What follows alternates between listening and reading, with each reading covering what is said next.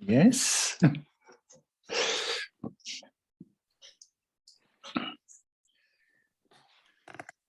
In the Buddha, Dharma, and the Supreme Assembly, I took refuge until I attain enlightenment. Through the merit of practicing generosity and the rest, may I attain Buddhahood for the benefit of all beings. In the Buddha, Dharma, and the Supreme Assembly, I take refuge until I attain enlightenment. Through the merit of practicing generosity and the rest, may I attain Buddhahood for the benefit of all beings. In the Buddha, Dharma, and the Supreme Assembly, I take refuge until I attain enlightenment. Through the merit of practicing generosity and the rest, may I attain Buddhahood for the benefit of all beings. May all sentient beings enjoy happiness and the causes of happiness. May they be free from suffering and the causes of suffering. May they never be separated from the sacred happiness devoid of suffering. And may they dwell in boundless equanimity that is free from attachment and aversion. May all sentient beings enjoy happiness and the causes of happiness. May they be free from suffering and the causes of suffering. May they never be separated from the sacred happiness devoid of suffering. And may they dwell in the boundless equanimity that is free from attachment and aversion. May all sentient beings enjoy happiness and the causes of happiness. May they be free from suffering and the causes of suffering. May they never be separated from the sacred happiness devoid of suffering. May they dwell in boundless equanimity that is free from attachment and aversion. With skillful means and compassion, you were born in the Sakya clan. Unconquerable by others, you vanquish tomorrow's hordes. Your physical form resplendent like a mountain of gold. To you, the king of the Shakyas, I pay homage. And I was supposed to put that in a long time ago. Here's a prayer to Shantideva.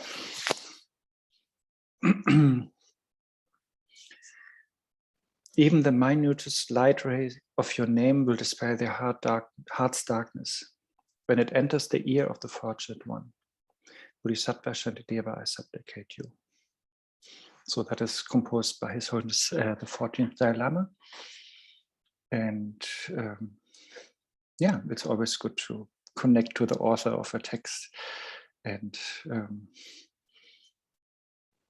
try to feel inseparable from the author, because then we can get her or his wisdom more easily. Yeah, welcome again. And I think most of you know the Bodhicaryavatara, so I think I don't have to give a big introduction. We are at chapter 6, and in the whole Buddhism, the problems always hope and fear, you know, that we are always running after things and running away from things. So out of hope, out of attachment, we grasp to something and fixate on something, and then we have a lot of hope to get it or to not be separated from it or to keep it. And that is the hope, and that is what is very unsettling for our mind.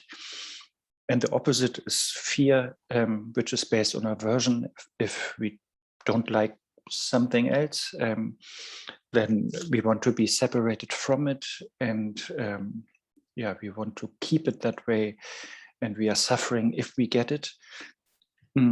So that is the fear that we have. So, and that is also unsettling for our minds. So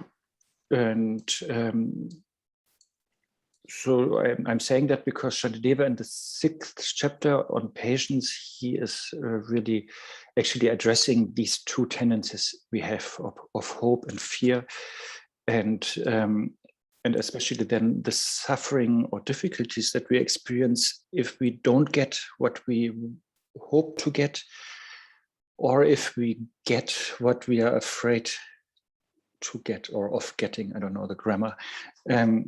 So if our worst fears come true, then we are suffering, or if our highest hopes don't become true, then we are also suffering. So these sufferings demand some patience in us.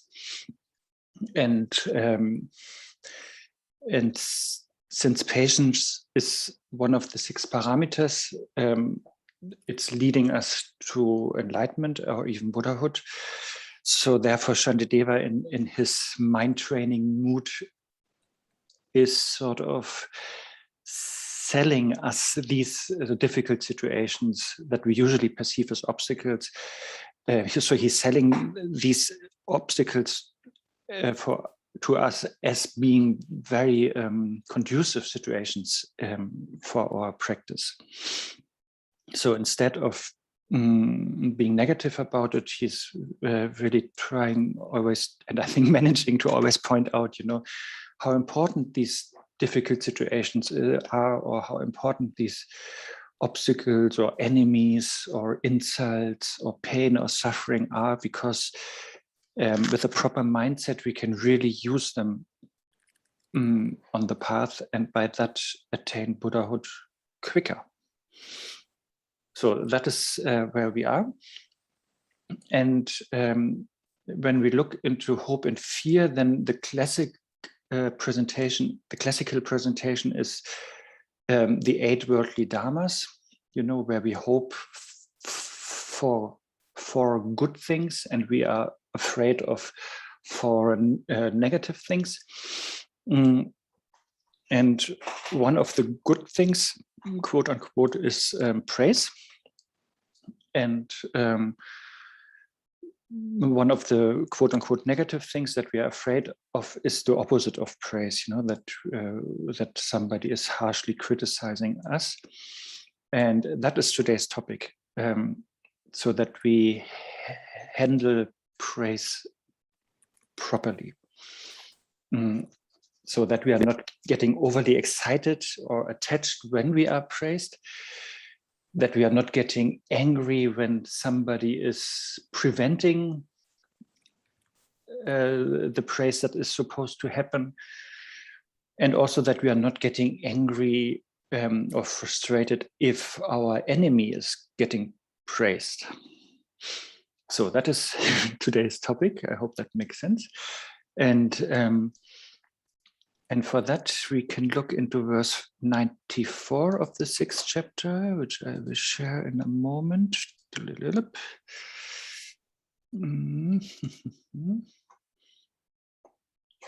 So this is Stephen Batchelor's translation, in case you're wondering.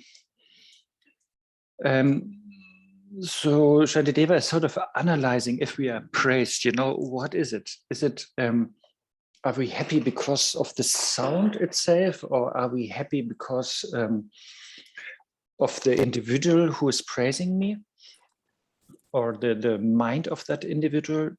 And so first he's analyzing the sound. These are the first 2 lines here. Since short-lived sounds are inanimate, they can't possibly think of praising me. So if you just look at the mere sound, that is coming out of somebody's mouth, then that sound has a very short life.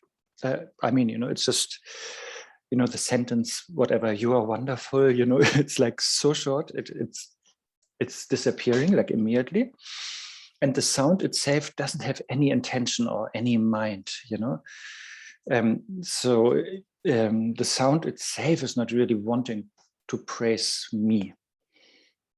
I don't know if that is an English expression, but it's like a one-sided affair. It's like we love the praise, but the praise actually doesn't love us.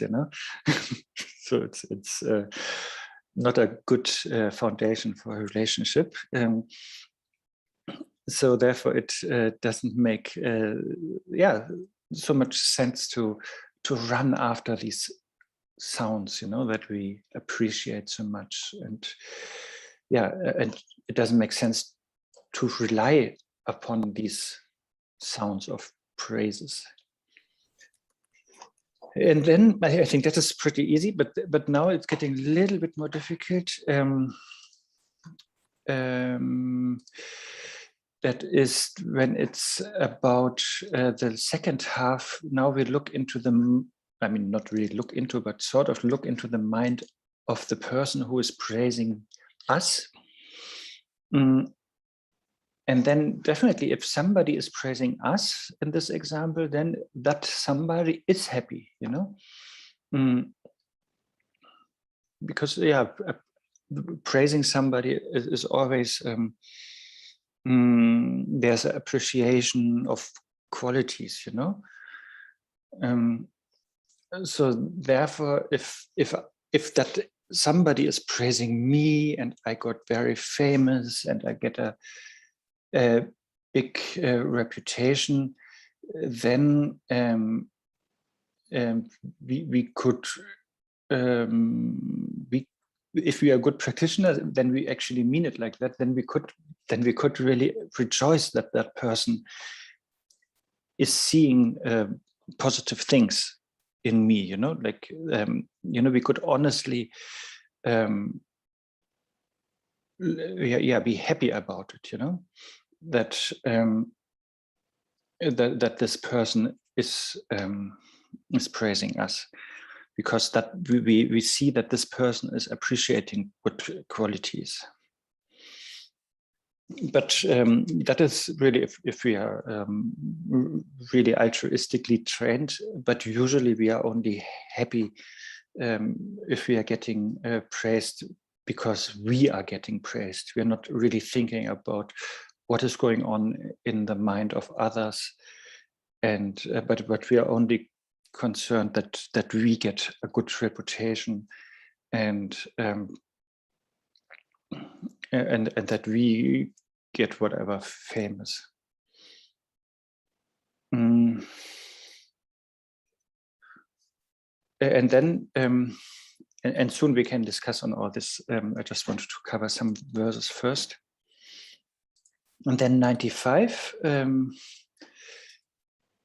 Shantideva is saying, but whether this praise is directed at myself or someone else, how shall I be benefited by the joy of he who bestows it?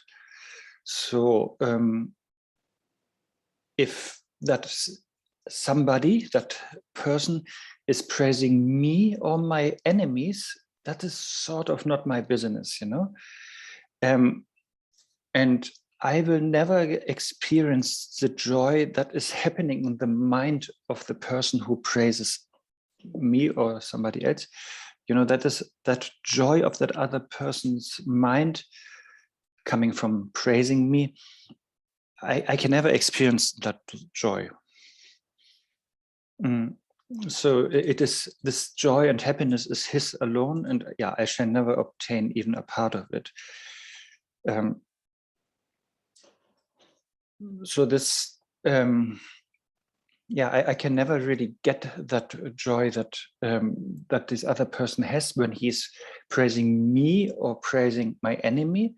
But what I experience is like attachment when he or she is praising me, or I get angry when he or she is praising my enemy. So that is what I get. But I'm not really getting the joy that is in the mind of the person who is praising. And so if I look at praise in general, you know, it's not something good in general, because it depends. For me as a very egoistic subject, you know, it really depends. If I or my friends get praised, then I think praise is good. But if my enemies are praised, then I think it's bad, you know. And that, of course, is not the fault of the praise itself, but it's it only has to do with my attachment to myself or my friends and my aversion to the enemies. And the solution, of course, is to be free of that attachment or this aversion, and make ourselves free from wanting to be praised and not, or having aversion if our enemies are praised, or even having dislike if we are not praised. So basically we need equanimity, you know, that we feel equally happy no matter if we are praised or not. And yeah, as the ego is always so tricky, you know, we could come up with very lame excuses, you know, that sound very altruistic. For example, we might think, okay, I'm a great bodhisattva, you know, and I know if somebody is praising me, that makes that person happy. So therefore, yeah, I should impress that person, you know, so that he or she is praising me, so that he or she is happy. But that is, of course, just a justification of the whole of our egoistic tricks or something like that. That is not really the wish that this person is happy. But yeah, that's just a side note. It's not so much in the text. Okay, maybe one more verse and then let's discuss. 96. These are all quite easy to understand, I think,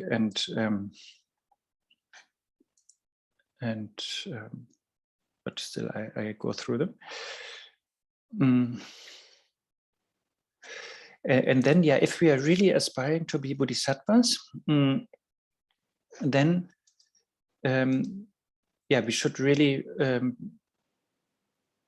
be happy if the person who's praising us is happy, or if our enemy is happy because he or she is praised. So, but if I do find happiness in his or her happiness, then surely I should feel the same way towards all. So it means if we are genuinely happy about the mind state of the person who is praising us, then that means we should be equally happy if that person is praising somebody else, you know, because we are only focusing on the mind state of that person. So that is, yeah, how bodhisattvas should think, you know, that when we are getting praised, that we are focusing not on us, but really on the happiness that is created in the other person because he or she is being generous or giving us the gift of praise, you know. And then it says, and if this were so, then why am I unhappy when others find pleasure in that which brings them joy? But even though we are sort of aspiring bodhisattvas, we still get angry or jealous if our enemies are getting praised. And that is really very opposite to the bodhisattva attitude, because yeah, our enemies are also sentient beings and we wish them to be happy and to get what they want. So therefore, if they are getting what they want, like being praised, then that should also be a reason for us to be happy. So therefore, if we are getting angry or jealous because our enemies are praised, then that is really the opposite of our original motivation of a bodhisattva. Yeah. So maybe that much for now, and then maybe if you have something to discuss on these topics, please do so.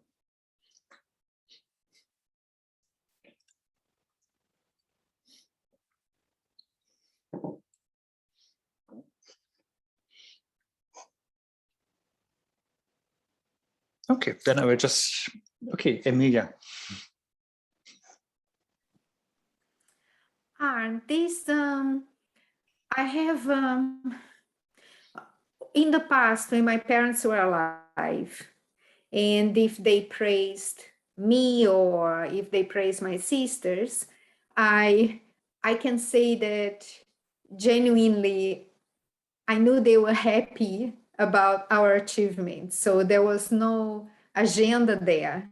It was really out of love and rejoicing. Of course, I enjoyed that they were praising, but also appreciating that it was out of love. But it's been, you know, like people can also praise because they're just being opportunistic or manipulative. or if you are, let's say, in a management position and you can have decisions on salary, stuff like that, you start to get a lot of praise, which doesn't really sound like genuine. You know what I mean? So when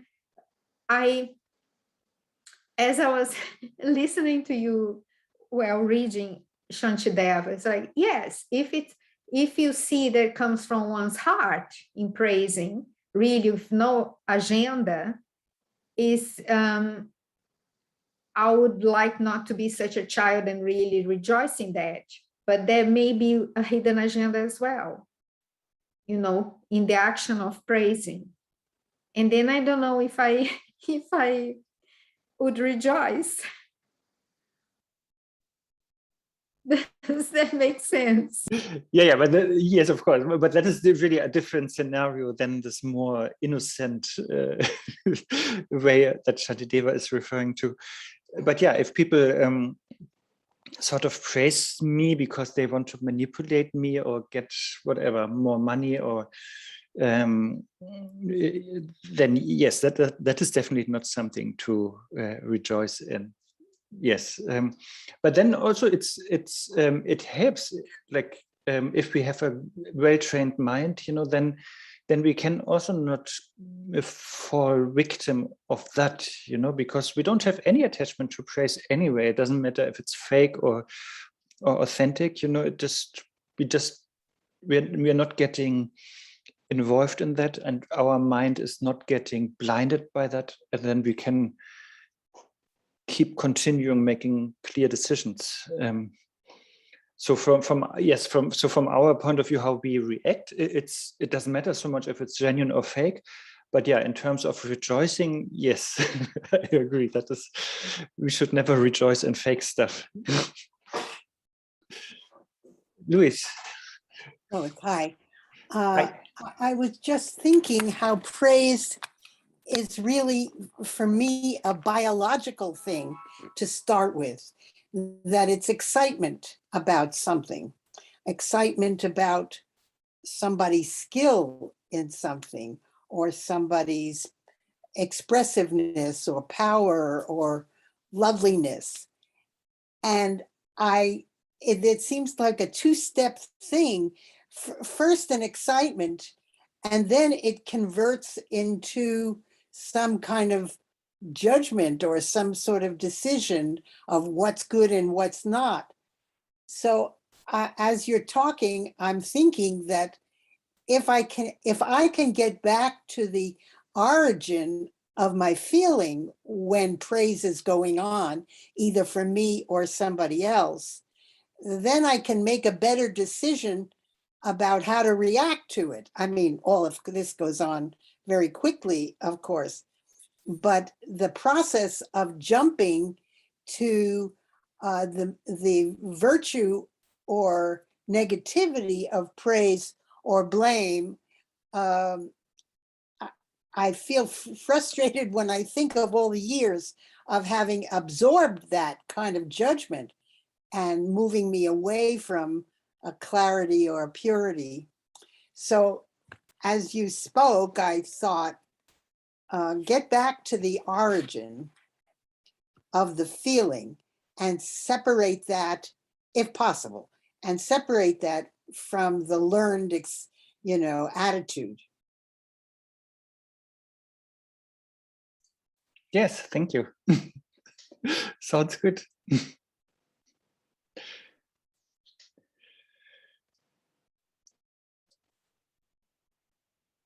Anybody else?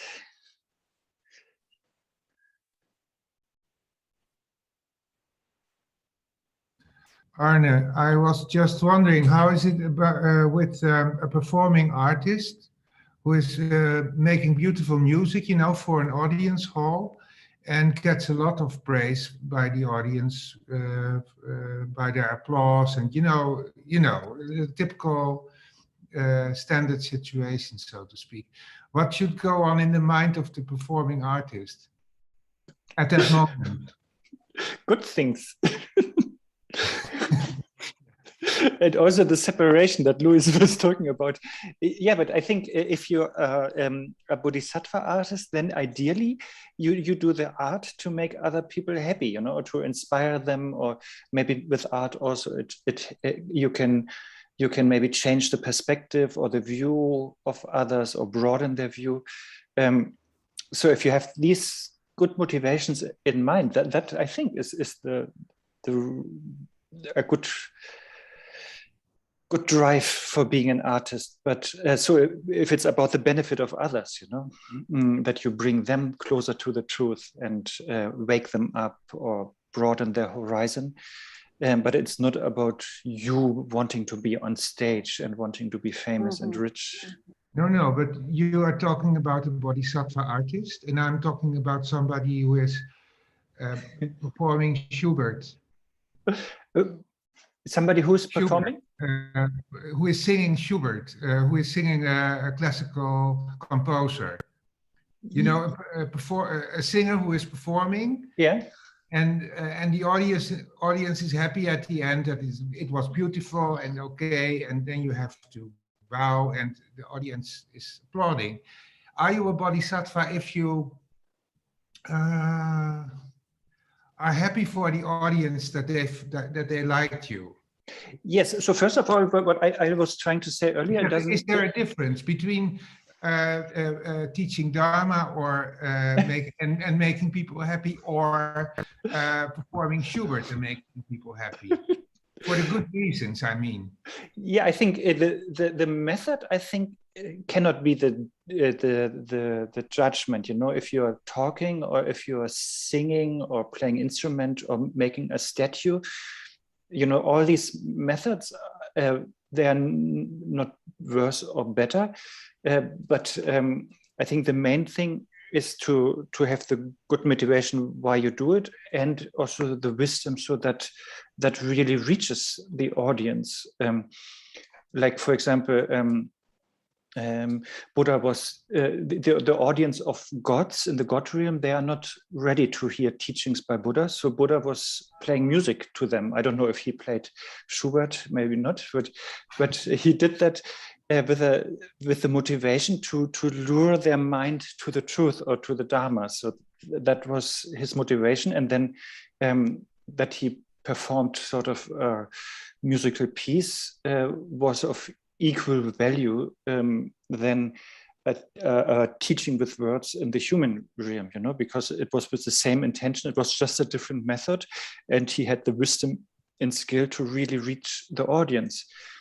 And then, yes, of course, we can then rejoice if we are getting the audience, you know, if we are reaching the audience, and then some transformation is happening in the audience. Of course, this we can rejoice as a Bodhisattva. Especially as a beginner Bodhisattva, we need that good feedback, you know, that keeps us going to do it again, you know, to do another concert, for example. And before Louis is saying something, you wanted to add something? No.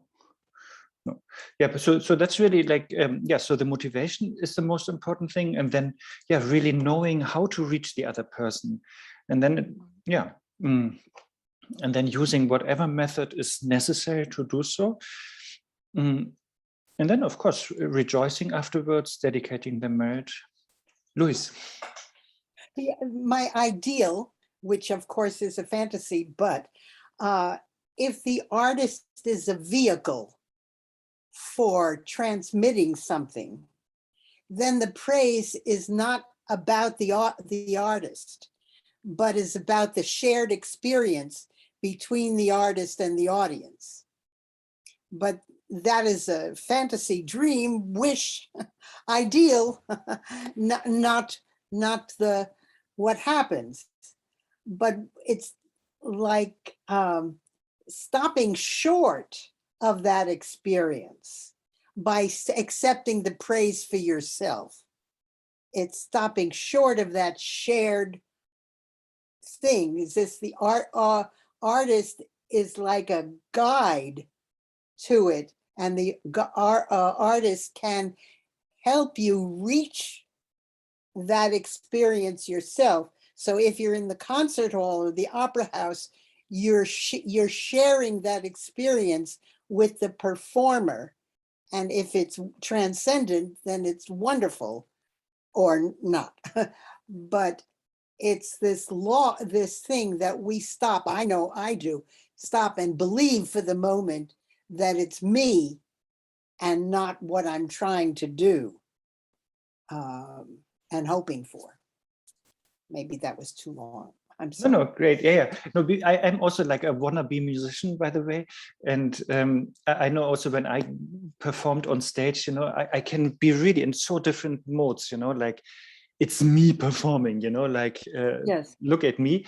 But sometimes in good moments, then sort of the music or the art is flowing through me, and it's not it's not my copyright. It's not there's not selfish agenda behind, but it's just like happening, sort of, Yes. And I know that's why I do it, to get into that experience. But when you get rejected or criticized or praised, you stop short of that, and there's no bodhisattva in the vicinity or a chance of it. Yeah. Then also maybe then there are many things we could do. The danger is if then they give me applause, me as a musician, then yes, I might take it personal and I get bloated and arrogant. But maybe in Jon's case, he could then dedicate it to Schubert immediately, because it's actually Schubert's masterpiece, not Jon's, I guess. But of course, Jon is the important bridge here, or the messenger. But of course, the danger is, and of course, when I was sort of in the flow of the music, of course, there was still some self-grasping there. So, of course, I took the applause personally, and I guess that will go on for a long time. But maybe I can take myself out of the picture more and more. Yes, I just have to say a funny anecdote. Many years ago, I visited Schubert's house, and his original piano, was sitting in the little room, and it had a plastic cover on the keyboard. Somebody lifted it and put his hands on the keys, and I was horrified, like, how could he do this? This is terrible. This is Schubert's piano. But when I'm thinking about it this way, I'm thinking, yes, on one level, but maybe he had it, besides his feeling for himself, that it is all of our piano, that it isn't about possessing the piano, but about the music. And the idea of touching the keys, which, while I hated it, was trying to feel the music that Schubert made on that piano. I mean, I know that's a little far-fetched, but in a way, it's an idea. No, but I think as Buddhists, we do that all the time. We touch whatever our guru has touched, or what cloth or throne or glass, And even one of my best friends who's not a Buddhist, I brought him a glass where the Dalai Lama was drinking from, and he was so happy, even though he's not a Buddhist. he even made his own shrine out of it. Okay, so that's interesting that we don't own anything. Yeah. And to make a shrine out of it is probably not a good thing. Well, maybe, I don't know. Okay, Pallavi, I think you are waiting patiently. I'm so sorry. No, don't be sorry. All good. Yeah, a quick question. So when there's a history about a person who is not like, we don't have very friendly vibes or connection, and suddenly there is this, and it's like an on and off situation, and not really a very great kind of, been a little bitter in the past, like literally. And then when somebody is really kind of praising you and then you're in a moment of doubt, so how do you really rejoice or express, or really what in that situation do you do? Like, do you really just like smile off or rejoice in our mind that, oh, this person is like, so I mean, just a tricky situation. So you mean if you think it's a fake praise, right? That this person is doing? I don't know whether it's fake. That's what I'm saying. You know, it's like maybe that person has changed and that person is really rejoicing and saying something nice, but has such a record of not being very nice to people or me. And suddenly I hear some praise and I'm like, okay, like what do? Do I smile, or do I like just brush off, or do I just like be pleasantries? And even if I do a fake smile, but do I like really rejoice? According to this para verse, do I really rejoice this person's? No, I think Very situational. I think it's similar to Emilia's thing, you know, like I think then I personally would take it more as a training not to get attached to that praise, you know, and just remain and totally balanced, unexcited, but also not with aversion or maybe too much suspicion. But at least just very, very peaceful and calm and undistracted. But yeah, I think. If I feel it's not genuine, then of course, nothing to rejoice in it, you know. But maybe this person is trying to. Sorry.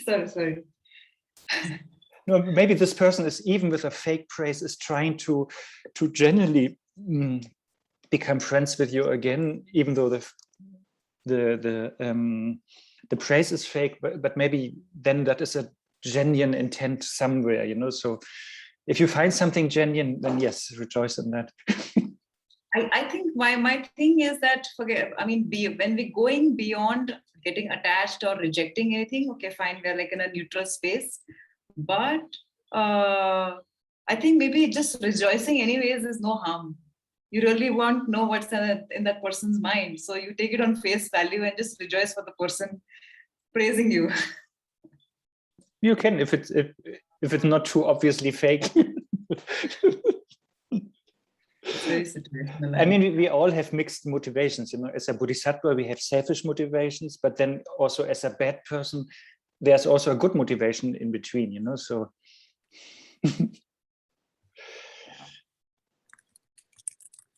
okay, thank you. Then let's do some stanzas. Where are we? 97, right?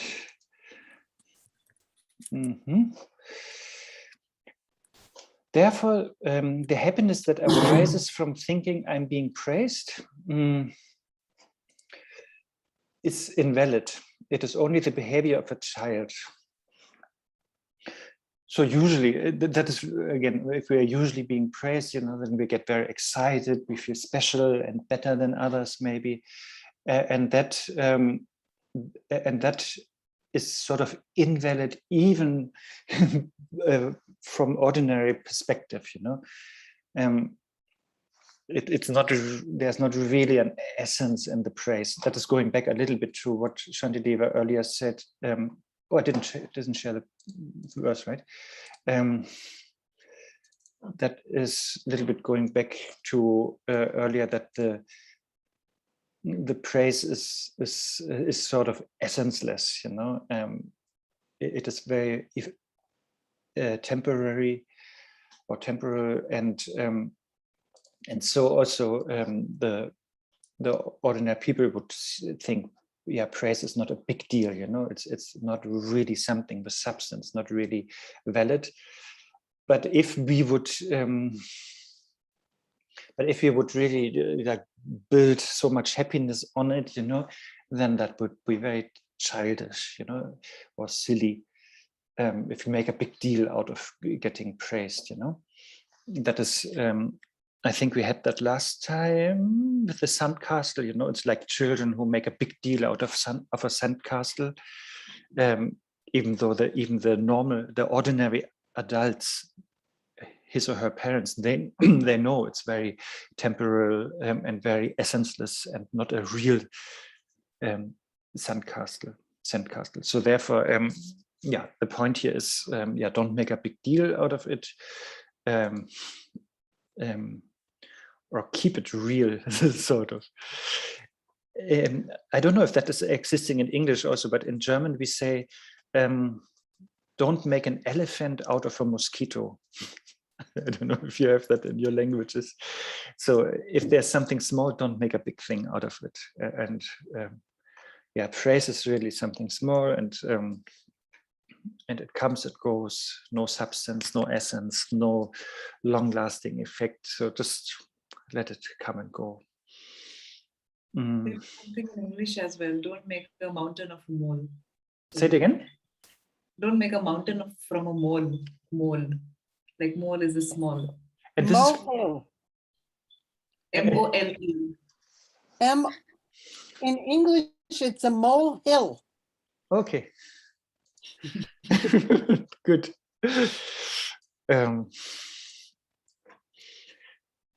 Yeah, and of course that is, I mean, Gendon Schipper is saying that is our general problem, you know, that we exaggerate things, you know, we make things bigger than they are, and we do the opposite. Other things we make smaller than they are. And that is our samsaric habit, you know, that we are never real, you know, we are never seeing things how they are, even just on a only even talking about the conventional appearance level, but we either add so many things and get overly excited, or we subtract things and get, you know, we subtract qualities of somebody, and then we have the feeling, oh, that person is bad, you know, and we have aversion. So anyway, don't do that in terms of praise. Don't get overly excited, because now there are some side effects that are explained here in verse 98. I will share that. Because if we are not able to handle praise, and then it can be very distracting, you know, praise and so forth distract me. You know, we are falling in the trap of these 8 worldly concerns, and maybe then we are running after more praise, or after more gain, after more fame, after more, I don't know, worldly happiness, and we become very busy in that, and then we more and more forget about the Dharma practice, or we get so distracted that we get very arrogant, you know, that we are really like, yeah, getting very bloated and have this faulty kind of confidence.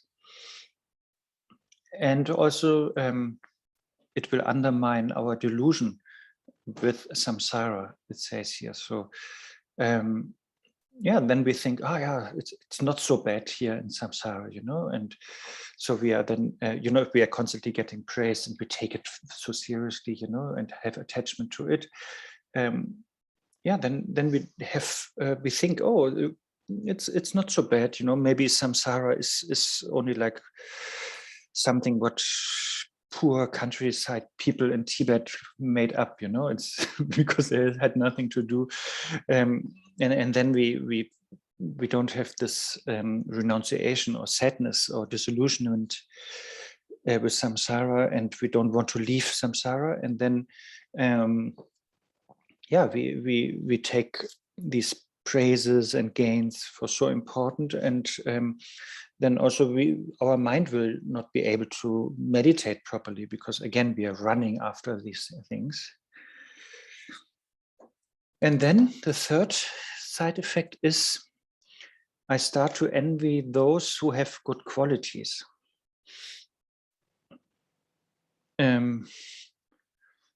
So then yeah, if we have enemies or people we are competing with, and when they are getting praised, then we are getting jealous about them, and we what is it? Yeah, definitely we don't rejoice with it, and we are not even patient with it. And yeah, and jealousy is really a big problem on the Buddhist path, you know. Maybe you have, if you have studied Letter to a Friend by Nagarjuna, then in one verse there are some examples, but generally, like jealousy is something really difficult on the path. And in Nagarjuna's Letter to a Friend, you know, there are other emotions are mentioned. For example, there was maybe Subhuti, you have heard from the sutra. He was a little bit too angry, but Buddha could tame Subhuti's anger, no problem, you know. And then there was somebody else who was too ignorant, that was Shuddhapantaka, and also Buddha could tame this ignorance. And then there's also this famous Nanda. I think he was also a nephew of Buddha, and he had too much passion, too much desire towards his own wife. And Buddha could also tame Nanda.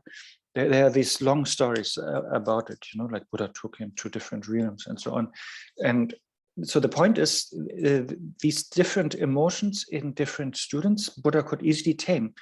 But there was Devadatta, his cousin, and he was full of jealousy, and that was difficult to tame for Buddha. He really couldn't do it, you know.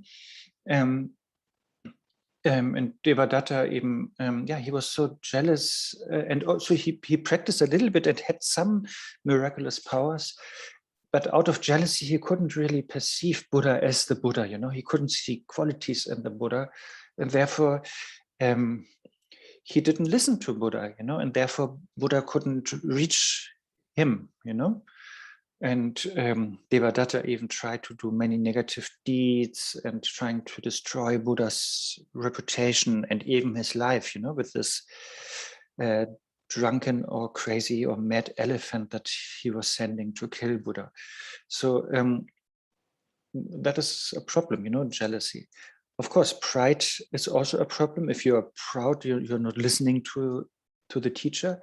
But jealousy is according to the commentaries here, is really the biggest problem on the path. And therefore, it also said, you know, all the good qualities, the best, very best things, merit, and so on, are destroyed. And yeah, we are losing respect to others if we are too jealous. And of course, if we destroy our merit and good karma, then of course the very best future lives will be destroyed. And again, we will not focus so much on Dharma practice or good things in this life. So this is just some, this verse, yes, about sort of the disadvantages of jealousy, or and therefore, yeah, the advice, of course, is not to be jealous. And in case Jon is getting very famous with his Schubert music, then it's very important here to be very careful. You know, if we are getting them praised and applause and getting famous, you know, then the commentaries say it's very important to then, yeah, be really mindful about that. Otherwise, yeah, we are getting arrogant and we are losing touch with the earth or something like that. I don't know how to say it. You know, some VIPs there, they just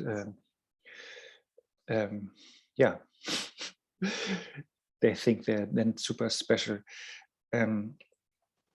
because that attachment to praise, that attachment to fame is very dangerous, you know, and can invite so many other negative emotions.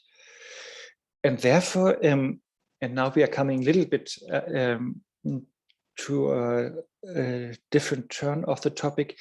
If somebody is then, so the point is, if we can't deal with praise, then all these side effects or disadvantages are happening.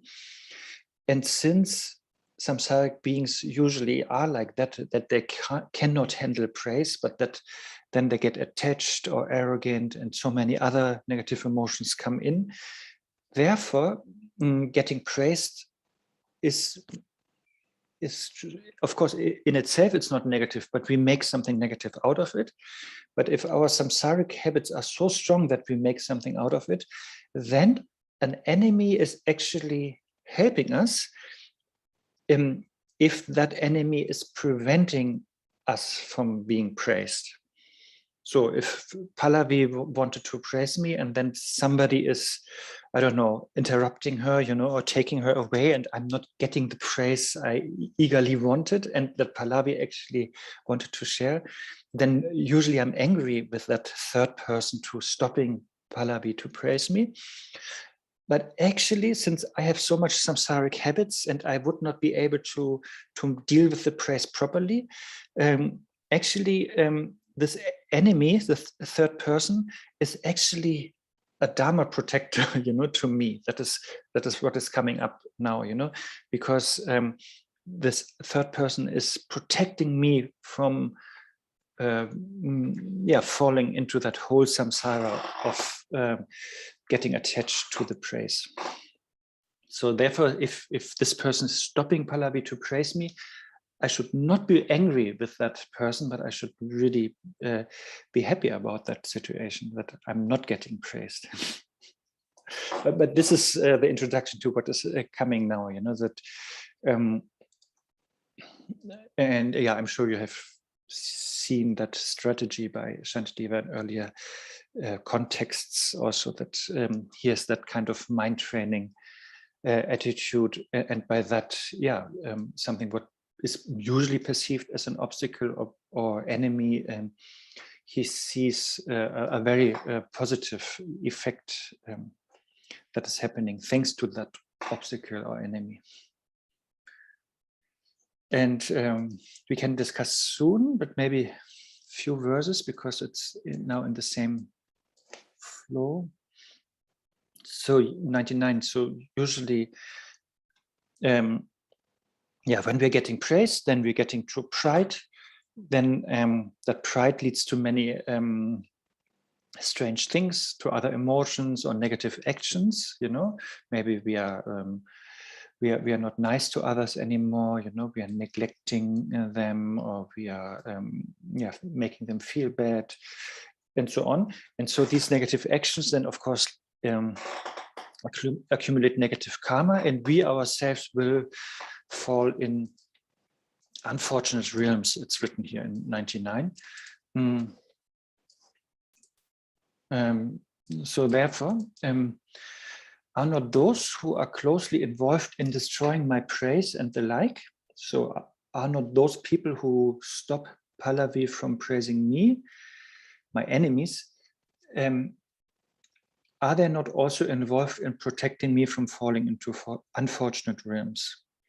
So they protect me from getting arrogant, and arrogant with all its disadvantages and long-term consequences. So therefore, yes, let's be grateful and kind and patient and loving and compassionate with these people, who prevent Pallavi from praising me. So yeah, we could really, as I said earlier, we could see them as Dharma protectors, because they help me to be on the path. They help me not to get too spaced out or too arrogant or too much involved in worldly things. But it helps me to subjugate or tame my kleshas, and then really to continue practicing to on the path to attain Buddhahood for the sake of other sentient beings. So if we look at it, this big picture, then it's good. I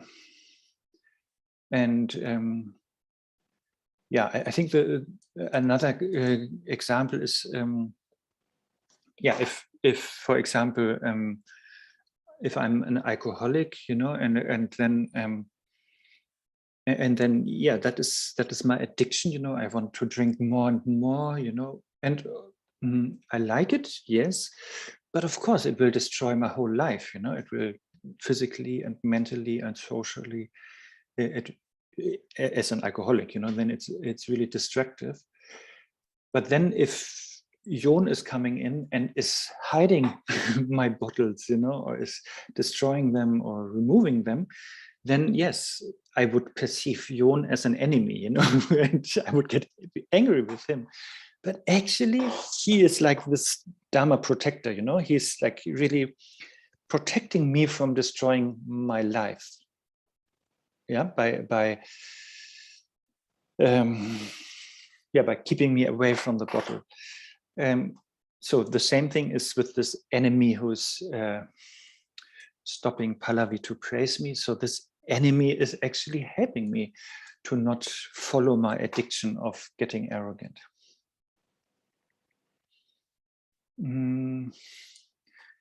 So, Emilia, don't make a storm in a teacup. Yeah, that is, don't make a big deal of small things. And then Katya, but then is it a problem to praise someone? I think the word is hard, so I like to notice when someone does something good. The word is hard, yeah. No, it's not. No, it's not. It's good to praise somebody. Yeah, I got it. Thank you. I think really in this world of so much criticism and fight and dispute and negativity and criticism, I think it's very good to praise, and bring that into the world,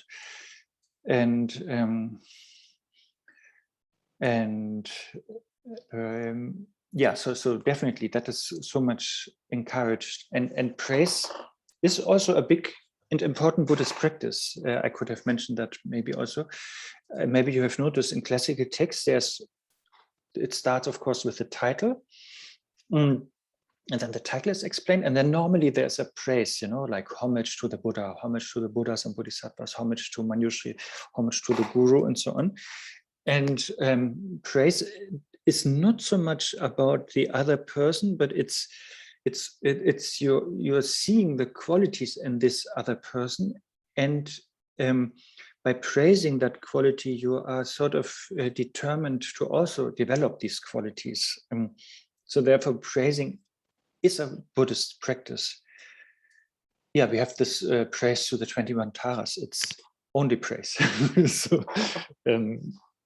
but exactly, it's not only praise, but it's a whole practice. It's a whole aspiration to develop these qualities of Tara, and it's an appreciation of these qualities, and of course it's a dedication. So it's a whole practice. So therefore, yes, even if it's in a worldly sense, and I'm just saying,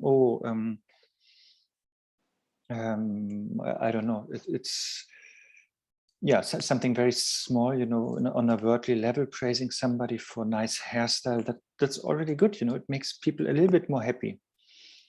And but still, we can always hope that the other person is not getting arrogant, but that is not up to. This we can't maybe decide.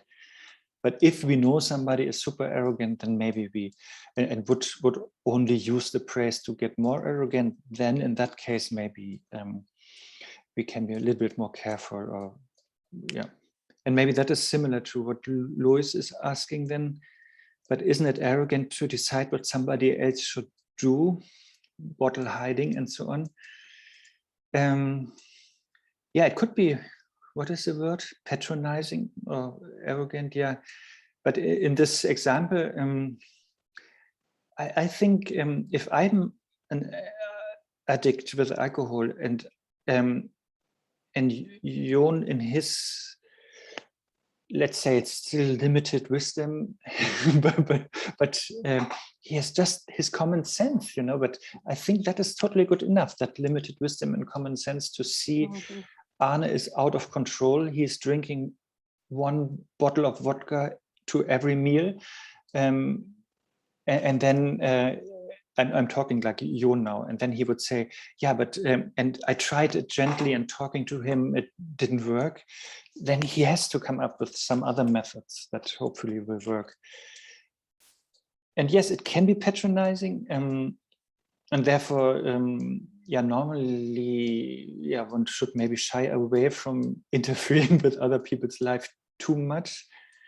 Like Khyentse Rinpoche is saying, we should only do it on the first bhumi. Like, but still, in those obvious examples, like what I just said with my vodka addiction, then I really hope that Jon is doing something. Yeah. And now that I don't have the addiction, but if I maybe have the addiction next year, I hope Jon will do it. Yeah. Mm-hmm. Okay.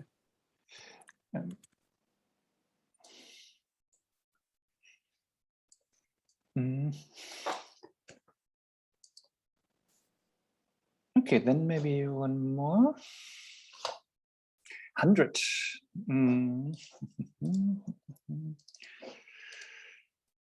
I, who am striving for freedom, do not need to be bound by material gain and honor. So why should I be angry with those who free me from this bondage? Yeah, that is very similar to what was said before. So I'm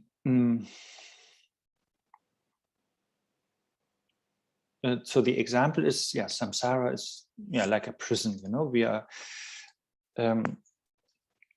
bound by our negative emotions, by our obscurations, very limited, not much fresh air, and not much light, but it's really a dark, dirty place, sort of, and we are bound, like the negative emotions chain us. But then, if we are getting exposed to a tradition like that is teaching liberation, then, like in Dharma, we then strive to get liberated from that prison, that samsaric prison, which is, of course, only in our mind. And then, so then the question is, what do we need to get liberated? And from Buddhist point of view, we need wisdom. That's the main thing, because that is cutting the root of samsara, which is ignorance. But then wisdom doesn't come so easily if our mind is sort of in a negative atmosphere. So therefore, we need also, on a relative level, we have to create a more positive, compassionate, warm, and open mind, like compassion, love, and these 4 immeasurables, for example. So that is all we need, but we don't need what is written here, like material gain or honor, to get out of that samsaric prison. And the problem is, if we get a lot of gain and honor, like material gain and honor, the danger is that we're getting attached to that. And attachment, again, is part of the prison, so it will imprison us even more.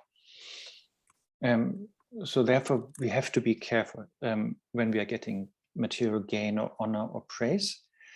But earlier, as Shantideva said, I think a couple of chapters earlier, we should then, if we are getting praise, we should rejoice that the other person is seeing something positive.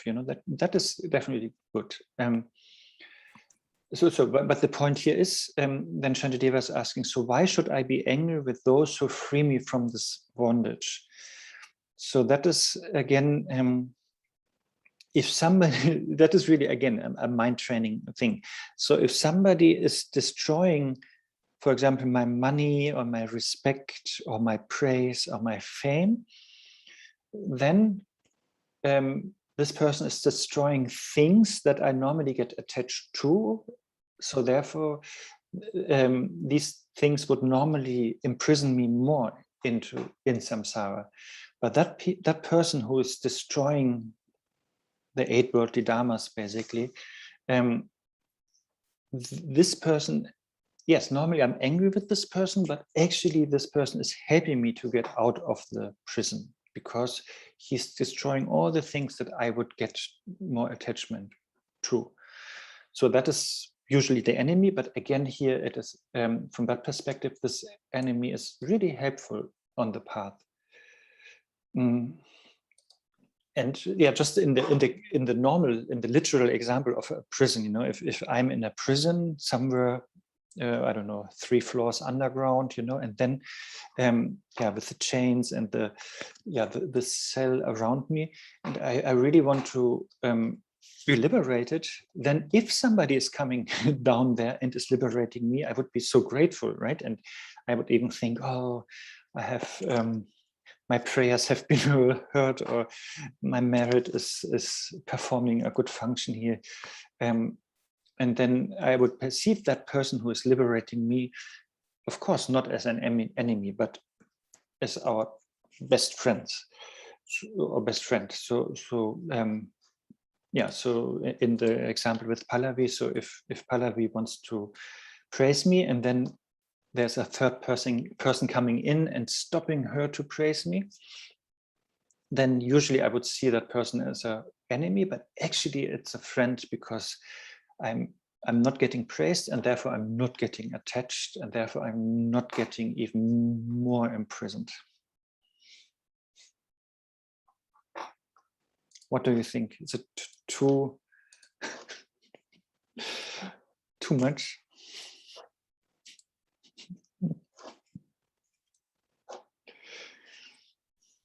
It requires a lot of mind training. Yes, and only then it makes sense, you know. If you know, we have to have different premises, you know, like before. Yeah. Larry, I think I saw your index finger up somewhere. Hi. So I wanted to comment on the previous point. For example, with the question of the problem of praising someone, I think it is important to say that the motivation behind is really, really important, because you can do it for taking advantage of someone or to make someone happy. And in the next point about being arrogant to decide what someone else should do, this is very related to what you said, Arne, that we are not Buddhas, so we don't know the absolute truth. We know the relative truth, and we are just trying to do our best. That's yes. it. Thank you. Yes, the first point, yes, definitely. But when I think I was encouraging that we praise each other, but yes, definitely with a good motivation always, and not to manipulate others. And what is like smear honey around their mouth? Is it a saying? Or maybe a German thing again. Yeah, so we don't want to praise somebody just to manipulate this person. And your second point, yeah, exactly. Yeah, I was assuming Jon is not a Buddha, so therefore I was assuming his wisdom is limited, but still he has some wisdom, and I think he should use all his wisdom and compassion that he has, knowing it's limited, but then if he's really checking well with his limited wisdom and compassion, oh, Arne is not in control, he needs help, then yes, he should do it. Yeah.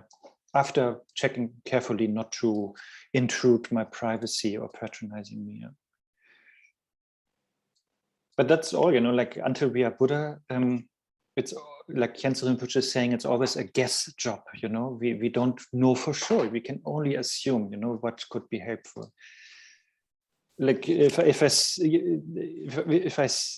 think I talked with this Dzogchen Ponda Rinpoche, for example, my example at that time, it's really like 20 years ago. So I thought if I walk on a road and then there is a snail coming on the road, you know, and the road there are cars, you know, and then what to do, you know? I thought maybe if it's my natural reflex was to take it and put it on the other side, you know, in the green, you know, to save it from the cars.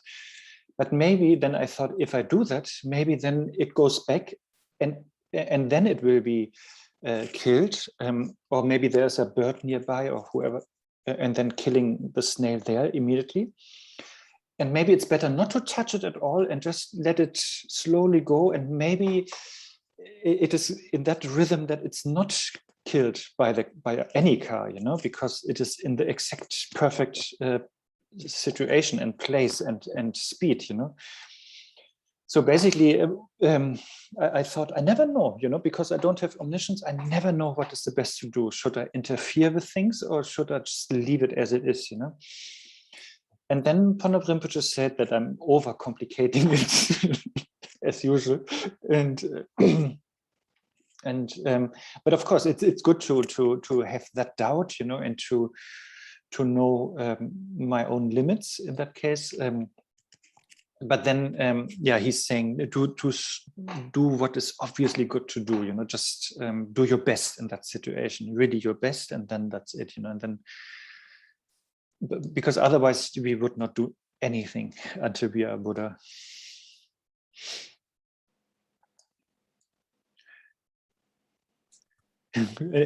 It's also, I heard the same thing with gardening. Now you can see I grow some chilies, actually, which maybe you can see. And gardening, I heard, is also the same thing, you know.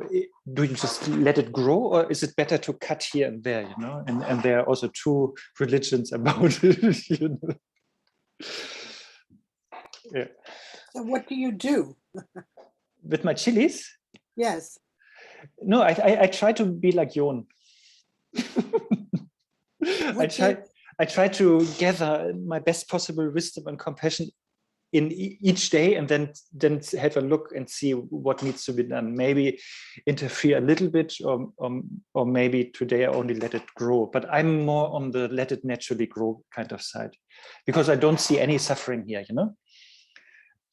So I think I can just let it. No need for me to interfere and make it worse.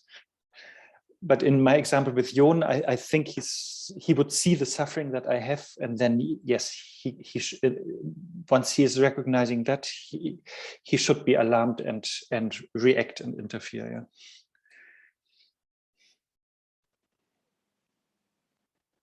But I mean, if we are honest, that's always the big question, you know, should we be active or passive, you know, or should we do something or let it happen, you know, it's so difficult. The Hanshin oder egg. What's it? The Hanshin oder the eye. The chicken or the egg. Which comes first? Do you become more interfering when you think it's bad, but which came first? Yes, but I think it's good to not create a habit, but to every day look again, you know. So every day I look at the plant again and then see, oh yeah, nothing to do again. But I don't nothing to do today. Yes, and tomorrow I could. The next day I look again, totally fresh, without any habitual drive. Otherwise, I become like a professional helper that needs to help. Otherwise, I'm not happy. Yes. Yeah, professional help, professional interferer. Yes. In German, we say giving our mustard. I don't know, mustard, you know, what we put like ketchup. Yes. So that is what we call, you know, when we interfere too much, you know, we give our mustard to things. Yes. Doesn't make sense. Yeah, and Kanto Rinpoche is often emphasizing, you know, that if we have that tendency, we should understand that the world is perfectly fine without our interference. You know, please remember that. Yeah. The world will still still perfectly rotate. fine without us. Yes. And so she's more on the side, if she's saying, yeah, if you really want to liberate sentient beings, then liberate them from your presence. Yes. Oh, that's wonderful. But that's terrible. Not talking about suicide, of course, but going into retreat, you know, and do your own thing.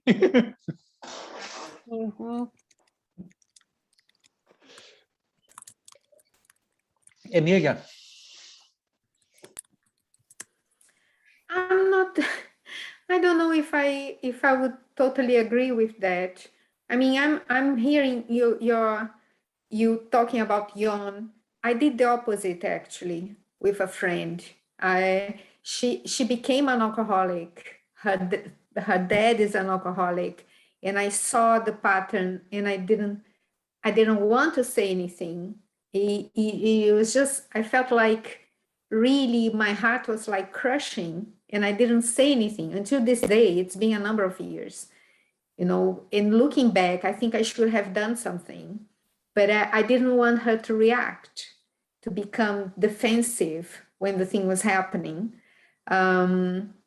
But somehow, I don't know, I look back, I still think about sending an email or something and say, look, you need to do something about this stuff because it's not good for you. Well, we are not, you know, we are not like manifesting ourselves as Buddhas and Bodhisattvas, but I think we can be proactive. I don't know, some situations, I tend to give my opinion a lot, as you guys, you've seen here over the several months. And sometimes I stop, but in general, but then how do we know? I would get the snail and move to another side. I've done that to several animals in the middle of the road. Yeah, exactly. And no, Ponam Rinpoche is asking me to just do that, you know, just do what common sense is just saying it's good to do. Yeah, don't overcomplicate it.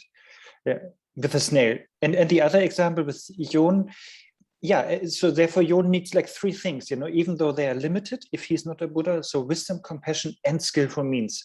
So he needs to be as skillful as possible, that he is presenting his thing, what he has to say or do to me in a digestible way, you know, that I am ready for it, you know.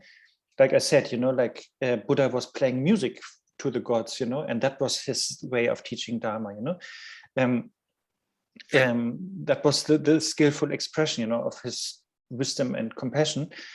And yeah, so therefore, Yon has to be as skillful as possible, but still it could go wrong, and I might have difficulties to digest it immediately, and I might get angry with Yon, but still I'm sure it has a good impact on me because he has a good motivation and wisdom. So he's seeing the truth, you know, that I'm an alcoholic, and then it will do something positive in my mind. Even though my first reaction is negative, I think it will wake me up a little bit. So therefore, yeah, I think it's, yeah, we should try to make it digestible, but if that is not totally avoidable, maybe for the sake of somebody else, we then still say something. If we are really sure by our wisdom and compassion, we still say something because we know, yeah, this person might be angry with me now, but maybe in 1 week he or she will get it, you know. I see. I think I'm going to write her an email then. But it's very situative, you know, and very individual. One cannot really give a general answer, but just gather all your wisdom, compassion, and skillful means together, and then see what you think is the best to do. Maybe even pray to the guru first, you know, to get even blessing on top of it, you know, so that you have more clarity. That's a good idea. I'm too bad on skillful means. I don't even. Yeah, but for example, I think I said that once, you know, but for me, having a walk in the nature is good for me to get more clarity, you know. And then other people that do meditation, I heard, to get more clarity. And then other traditions, they come to a decision, and then they drink alcohol, and then if with alcohol they come to the same decision, then only then it's a good decision, you know, because then you have two different perspectives. So just saying, whatever helps you to be most clear, most skillful, most wise, and most compassionate, do that, and then see what you write him or her.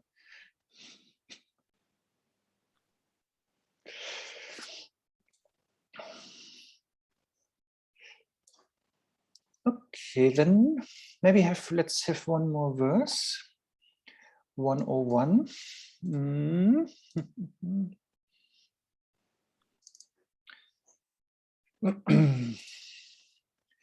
So those who wish, yes. Those who wish to cause me suffering are like Buddhas bestowing waves of blessing, as they open the door for my not going to unfortunate realm. Why should I be angry with them? So it's a similar thing. Yeah, let's use the same example. So Pallavi wants to praise me, and somebody is stopping her doing that, and I get angry with that person. But Shantideva is trying to convince me that I should be happy about that person stopping Pallavi to praise me. And the example here is, or the thing is, so this third person, this enemy, is wanting to cause me suffering, like not getting praise. Yeah. But actually, this enemy is preventing me from developing attachment to the praise. Praise is just an example. We can use it for money, respect, position, fame, and so on. So therefore, I should, because this person is preventing me to have attachment to praise, this person is actually like a blessing of the Buddha, or manifestation of the Buddha, or Dharma protector, was what I said earlier.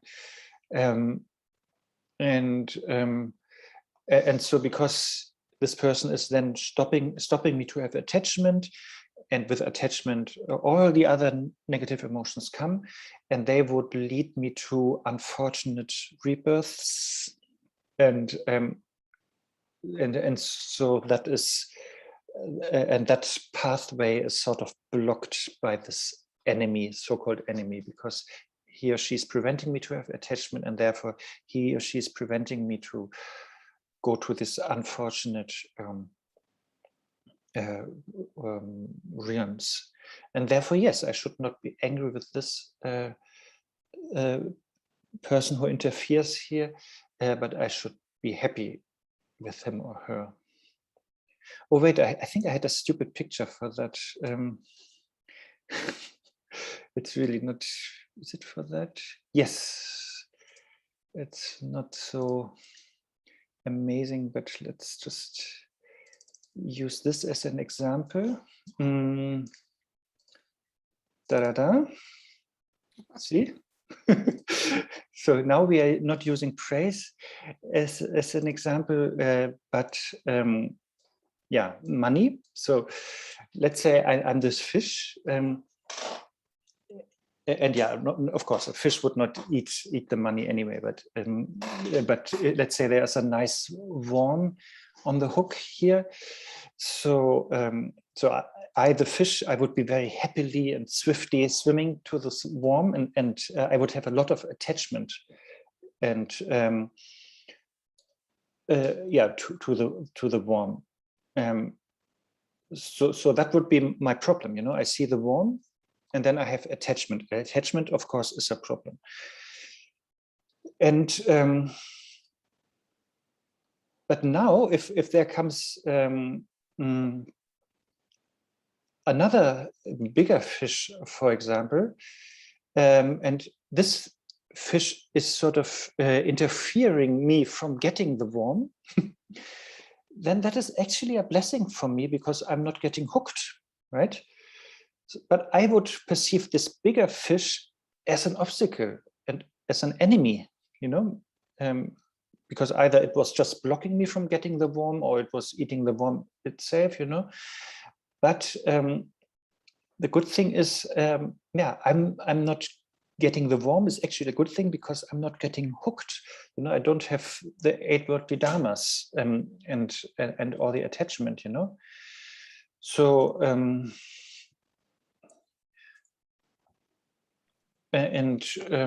yeah, so that is the idea here. Even though it looks like an obstacle or enemy, it really prevents me from generating attachment to money or worm here. And it's of course not about the worm or the money or the fame or the praise, but attachment is the big problem that we all have, especially in the desire realm. Yeah, I think it was not so profound, this picture, but just to give another example. And I think that's it. Or is there something burning that you want to share? Then I will share the dedications.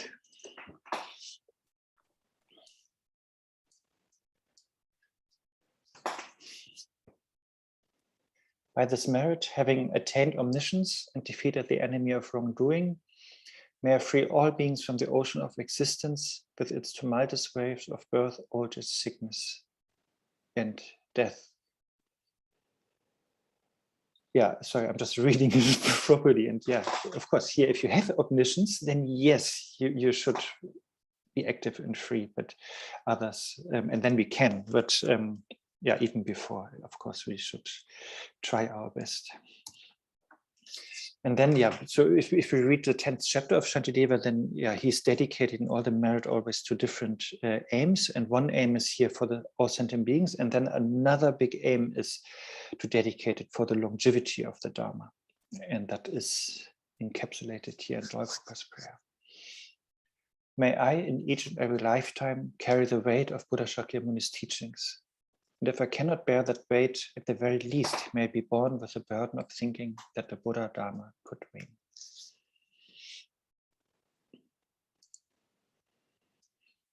Good, that's it. You made it. Thank you, Arne. Thank you. Thank Thank you, you. Arne. Thank you, Arne. And stay healthy. And I think if you like, I think next week we can see again. Hello, Katja. Thank you, Arne. Bye-bye. Thank you. Bye, everyone. Bye. Bye. Thank you.